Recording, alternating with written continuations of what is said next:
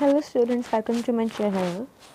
So today we are going to start a new chapter, chapter number 1, The Lost Child, from the class 9th NCERT book. So The Lost Child written by Mulk Raj Anand. First of all, we have to know about the author, work and author lifestyle. So Mulk Raj Anand was an Indian writer in English, notable for his depiction of the lives for the poorer castes in traditional Indian society. He is a prominent Indian author of novels, short stories, and critical essays in English, who is known for his realistic and sympathetic portrayal of the poor in India. As we know so far, most of the Indian authors writes about the poverty, caste, discrimination, and all about the things which is and which was happening in India. जैसे कि हमें पता है मुल्क राज आनंद जो है वो Indian writer है और उन्होंने इंडिया के बारे में जो दलित जो सोसाइटी है, कम्युनिटी है, जो पॉवर्टी से बिलो जो लोग आते हैं, गरीबी क्या होती है, किस तरीके के फेजेस होते हैं, लोग किस तरीके की परेशानियों से जूझ रहे हैं, इन सब चीज़ों के बारे में डिटेलिंग में काफ़ी अपनी कहानियों के ज़रिए बताया है. So now come to the introduction of the chapter, The Lost Child. So the chapter is about this is a story of a child who goes to a fair with his parents. The child is very happy and excited and wants everything from the fair. So एक बच्चा होता है वो अपने parents के साथ fair में जाता है. फेयर का मतलब मेले में जाता है. The child is very happy, वो बहुत खुश होता है, बहुत ज़्यादा एक्साइटेड होता है फेयर में जाने के लिए और उसको फेयर के अंदर सारी चीज़ें चाहिए होती है, चाहे बलून्स हो, चाहे टॉयज़ हो, चाहे स्वीट्स हो, everything. He wants sweets, toys, display in the shops. But the parents don't buy them for him. Soon the child gets lost and separated from his parents while engrossed in enjoying the colorful fair. तो उसी दौरान क्या होता है कि बहुत जल्दी जो बच्चा होता है सब चीज़ों से अट्रैक्ट होके वो सब चीज़ों को लेने के लिए सारी शॉप्स पे घूमने जाता है और जैसे ही वो सब चीज़ों में मगन हो जाता है उसको पता ही नहीं लगता कि कब वो अपने पेरेंट्स से दूर हो गया है. So this cause panic in his mind. उसी दौरान जब उसको रियलाइज़ होता है कि मैं अपने पेरेंट्स से दूर हो गया हूँ तभी पैनिक होना शुरू हो जाता है, घबराहट होने लगती है, उसको नर्वसनेस हो जाती है. छोटा बच्चा है, वो इनोसेंस में है, he don't know how to find his parents. Then he refuse when someone else who finds him offer all those things to him. He wants nothing but only his parents. So in the last of the story हमें ये पता लगेगा कि कौन इंसान है जो उसको ऑफ़र करता है बहुत सारी चीज़ें जो वो लेना चाहता है, बहुत सारे toys, dishes, sweets and balloons, ये जो लेना चाहता है बट वो रिफ्यूज़ कर देता है चाइल्ड. उसको क्या चाहिए होता है, एक बच्चे को क्या चाहिए, अपने पेरेंट्स. आफ्टर ऑल वो सब चीज़ों से डिस्ट्रैक्ट हो जाता है और फिर उसको रियलाइज़ होता है कि हमें पेरेंट्स चाहिए. अब वो यही कहते हैं कि I want my mother, I want my father.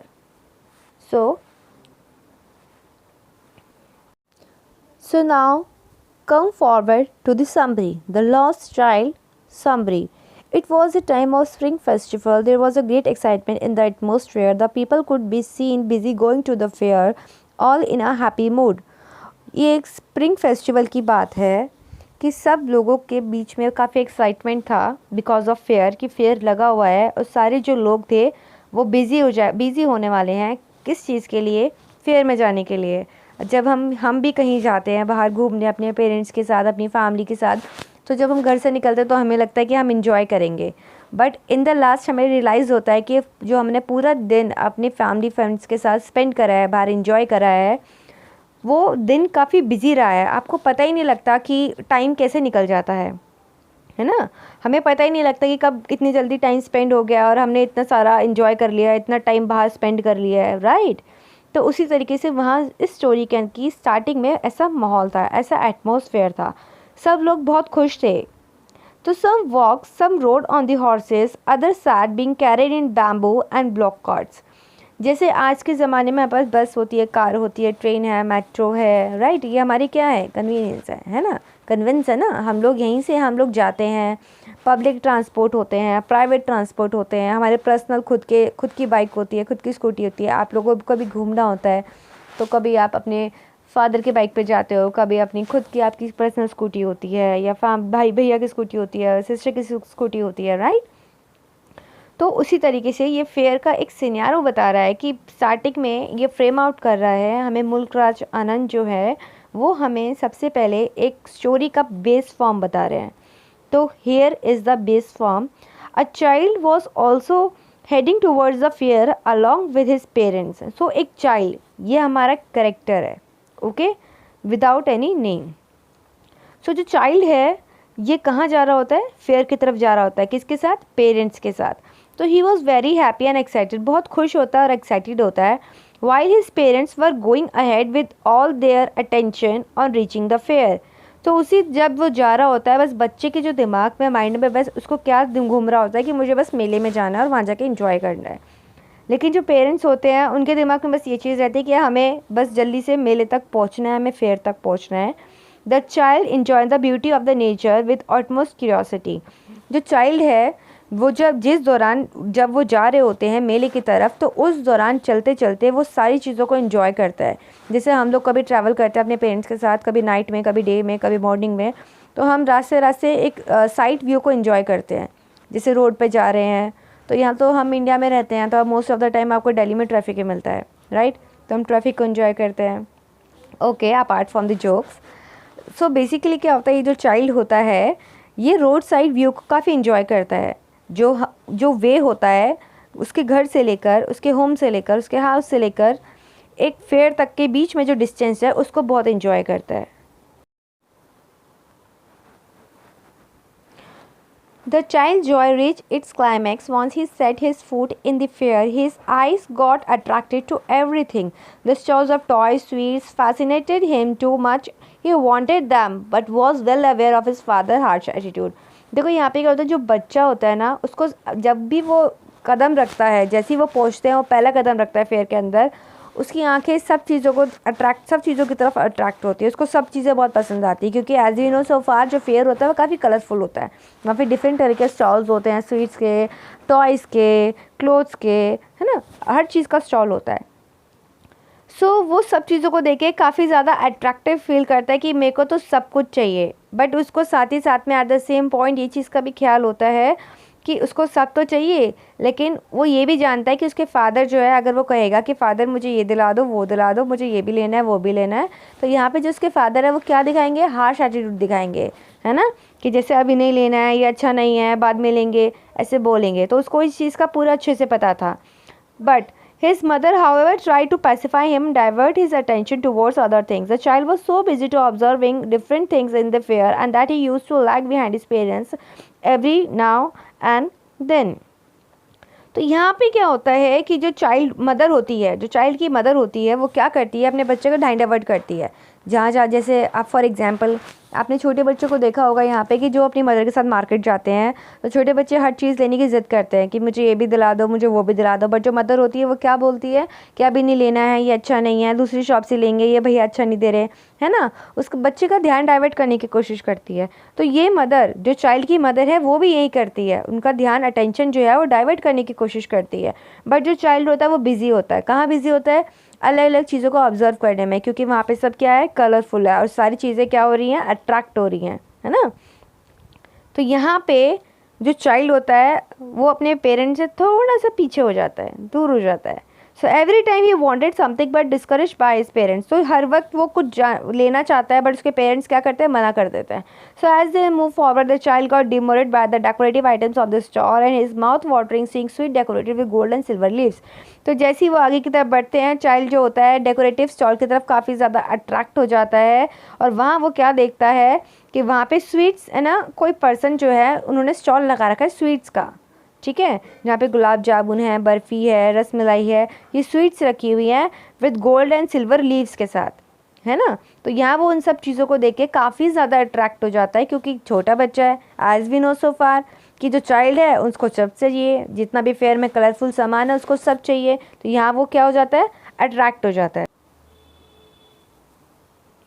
So child said, I want Barfi, he slowly murmured, but he half knew as he begged that his plea would not be heeded. So without waiting for an answer, he moved on.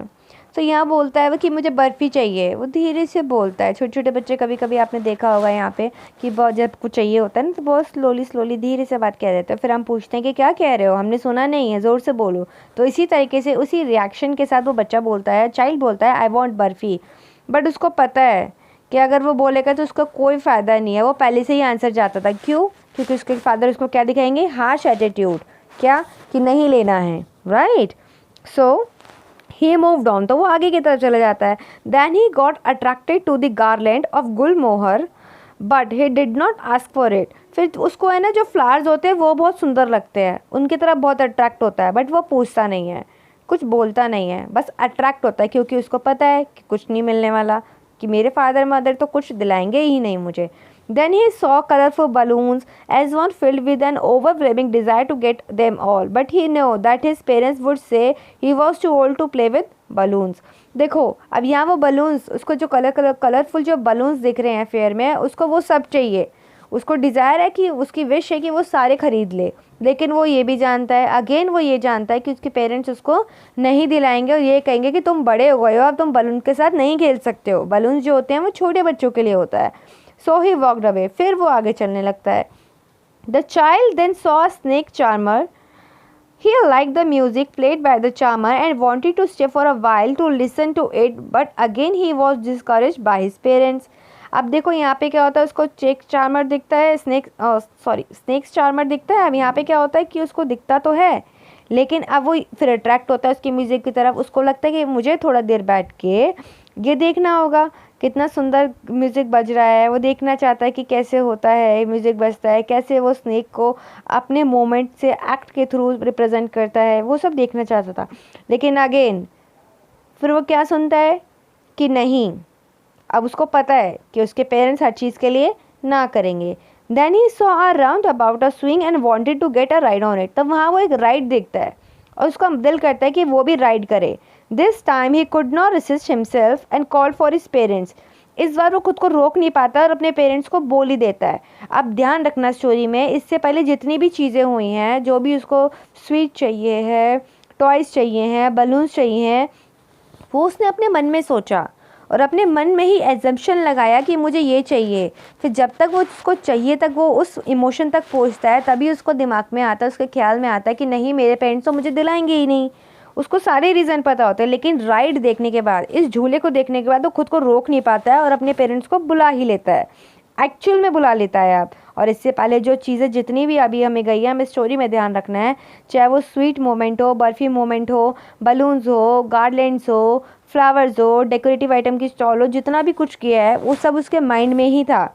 उसने अभी तक अपने parents से नहीं share किया था क्योंकि वो जानता था कि उसके पेरेंट्स का आंसर क्या होगा। लेकिन दिस टाइम जब उसने राइड देखी तो वो अपने आप को रोक नहीं पाया और उसने पेरेंट्स को बुला लिया। On getting no reply he turn to look at his parents but they were not. जैसे ही उसने बोला उसको लगा उसके पेरेंट्स उसके साथ है। जैसे ही उसने अपने पेरेंट्स का रिप्लाई सुनने के लिए जैसे ही पीछे मुड़ के देखा तो वो देखता है कि उसके पेरेंट्स तो उसके साथ है ही नहीं। अब देखो यहाँ आपको एक चीज़ समझनी है, वो बच्चा दूर कैसे हुआ, जब वो बाकी सब चीज़ों के पीछे फैसिनेटेड होने लगा, सब चीज़ों के पीछे अट्रैक्ट होने लगा, तो धीरे धीरे वो मूव करने लगा और मूव करते करते पता ही नहीं चला वो कब अपने पेरेंट्स से दूर हो गया, क्योंकि वो सब चीज़ों के पीछे अट्रैक्ट हो रहा था। जैसे decorative item stall, balloons, toys, sweets, garlands, flowers, है ना, इन सब के पीछे अट्रैक्ट होता होता वो काफ़ी दूर चला आया। लेकिन जब उससे खुद के इमोशंस कंट्रोल नहीं हुए, उसको राइड अब झूलना ही था, राइड लेनी ही थी, तब उसने अपने पेरेंट्स को बोलने की कोशिश करी। अब उसने जैसे ही पीछे मुड़ के देखा कि मैं अपने पेरेंट्स को तो बोल रहा हूँ बट कोई रिप्लाई नहीं आया, तो जब वो पीछे मुड़ के देखता है तो वो देखता है कि वहाँ उसके पेरेंट्स तो है ही नहीं। So the panic-stricken child made frantic searches for his parents here and there but found them nowhere. Then he realized that he was lost and separated from his parents. देखो अब तक वो कहाँ था, सब चीज़ों से अट्रैक्ट हो रहा था कि उसको ये भी चाहिए वो भी चाहिए, और अट्रैक्ट होते होते वो कब दूर हो गया अपने पेरेंट्स से उसको खुद आइडिया नहीं रहा। और उसको कब उसको ध्यान में आया, कब एक्चुअल में उसको रियलिस्टिक चीज़ें दिखी, जब उसने अपने पेरेंट्स से राइड के लिए पूछा और देखा कि मेरे को तो कोई रिप्लाई ही नहीं आया क्योंकि मैं अपने पेरेंट्स के साथ हूँ ही नहीं। वो थोड़ा मोमेंट पैनिक होता है बच्चों के लिए जब छोटे बच्चे गुम हो जाते हैं कहीं, या अपने मदर फादर को, जैसे आपने देखा होगा कहीं पे छोटे बच्चों से अगर आप ये भी कह दो ना आपकी मदर गई, आपके फादर गए, यहाँ पे घर पे नहीं है, तो वो रोने लग जाते हैं, है ना। तो वो थोड़ी बच्चों के लिए पैनिक सिचुएशन होती है, क्योंकि चाइल्ड होता है, हम जब चाइल्डहुड में होते हैं हम थोड़े इनोसेंस में होते हैं, right. We don't know the actual factor, we don't know the actual reason behind of it. So उसको रियलाइज़ होता है कि वो तो हो गया है, ही वॉज लॉस्ट, एंड वो अपने पेरेंट्स से भी दूर हो चुका है, सेपरेट हो चुका है। He began to weep bitterly and try to console him by offering many things and said in the sold in the fair. तो वहाँ पे वो धीरे धीरे सिसकना, रोना शुरू करता है, ठीक है। अब देखो छोटे बच्चों को रियलाइज़ हुआ कि भाई वो तो गुम हो गया है, उसके पेरेंट्स भी उसके साथ नहीं है, फेयर इतना बड़ा होता है, कितना क्राउड होता है, कितने सारे लोग होते हैं, है ना। तो यहाँ पे उसको डर लगने लगता है, अब वो पैनिक हो जाता है, पैनिक की वजह से वो रोने लगता है, सिसकने लगता है, ठीक है। अब वहाँ पे जो अलग अलग चीज़ें होती हैं, बिखरी होती है, वो खुद को शांत करने की भी कोशिश करता है कहीं ना कहीं, कि ही offered him sweets balloons and garlands but the child refuses them out. तो यहाँ एक पर्सन मिलता है उसको, वो उसको चुप कराने के लिए sweets, balloon, garland, but the child refuses them out. But जो चाइल्ड होता है वो रिफ्यूज़ कर देता है सब चीज़ों को, कि मुझे नहीं लेना है, और मुझे क्या चाहिए, कि he kept सोबिंग, I want my father, I want my mother, nothing could make him happy accept this parents. देखो यहाँ पे स्टोरी का एंड है, हमें एंड को थोड़ा समझना है। जब बच्चे को रियलाइज़ होता है कि वो अपने पेरेंट्स से दूर हो गया है, तो वो रोना शुरू करता है। तो वहीं एक फेयर में एक पर्सन होता है, और वो पर्सन उसको क्या ऑफ़र करता है, स्वीट्स, बलून्स, गार्लैंड, ताकि वो बच्चा चुप हो जाए, और चुप हो जाएगा तभी उसके पेरेंट्स को फाइंड आउट किया जाएगा, राइट। बट जो चाइल्ड होता है वो पैनिक मोड पे होता है। अब पैनिक मोड और इमोशन की वजह से वो सब चीज़ों को लेने से मना कर देता है। और अभी स्टोरी में हमें पहले देखा था कि वो सब चीज़ों को लेना चाहता था, बट जब उसको रियलाइज़ होता है रियलिस्टिक चीज़ है कि मैं अपने पेरेंट्स से सेपरेट हो गया हूँ, तो यहाँ वो इन सब चीज़ों को भी रिजेक्ट कर देता है। और वो बार बार ये कह रहा होता है कि I want my mother, I want my father, मुझे बस मेरे मदर और फादर ही चाहिए और मुझे कुछ नहीं चाहिए।